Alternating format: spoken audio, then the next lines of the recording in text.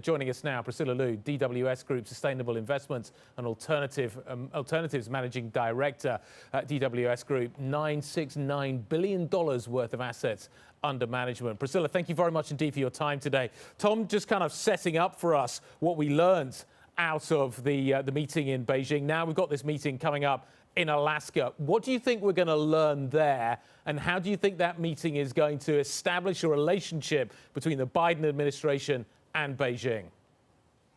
Yeah, this meeting is going to be very important in setting the tone and the framework for the relationship going forward. It is important to really find common grounds and common goals and for the common global good. And I think that if both parties focus on the positive in terms of what can be done collaboratively, I think it would be a good outcome. I believe that the importance of this is that it will set the priorities of what is important for the two relationships going forward.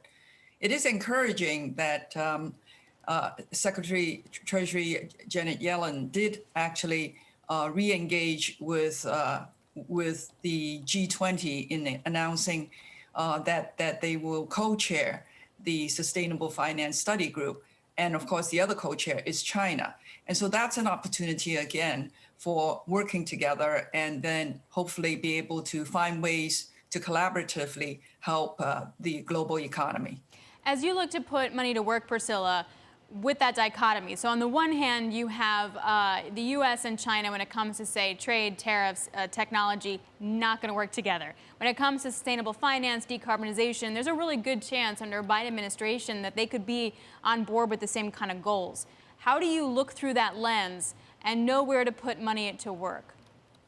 Well, definitely, this is an area of opportunity. And as we can see, in the next decades, the focus on green economy with the opportunities opening up for clean energy and also more sustainable infrastructure, I believe is really where the focus of where China and U.S. should be placing, and where they can actually share, where the technologies can actually help globally all the countries to improve the infrastructure, to really create a green taxonomy and green infrastructure. I think overall, it will not only help open up opportunities in both of the superpowers, but also opportunities in the developing countries in enhancing the infrastructure. And so that's where the area of investments are. We believe that sustainable investment, sustainable infrastructure is really where it's going to be in terms of growth.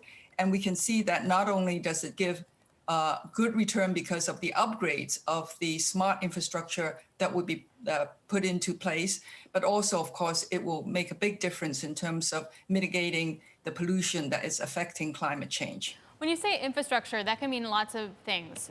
You've been investing for a very long time in China. What does that mean? So it is new areas such as charging station for electric vehicles, which is a key focus for both U.S. and China, as well as efficient energy storage to support renewable energy in peak hours of use, such as the areas of hydrogen fuel as a storage medium for storing capacity, excess capacity from wind power. And so these are new areas of innovation and application of technologies that are already well understood and well proven, but really applying it in scale where therefore opportunities are there for investment and financing. And of course, really seeing the kind of growth that we will anticipate in these areas. And of course, there are additional opportunities, not only in renewable energy, but also in waste treatment, as well as recycling. And recycling is going to be a very key part because we understand how that is affecting the environment, whether it's plastic recycling, electronics recycling, or battery recycling. And lithium battery recycling is going to be very key because of the huge amount of consumption by the electric cars. Priscilla, we have about 45 seconds left, but I want to get your take on, are there private opportunities in investment, or does it have to come more from the government? Are these going to be public-private investments or separate?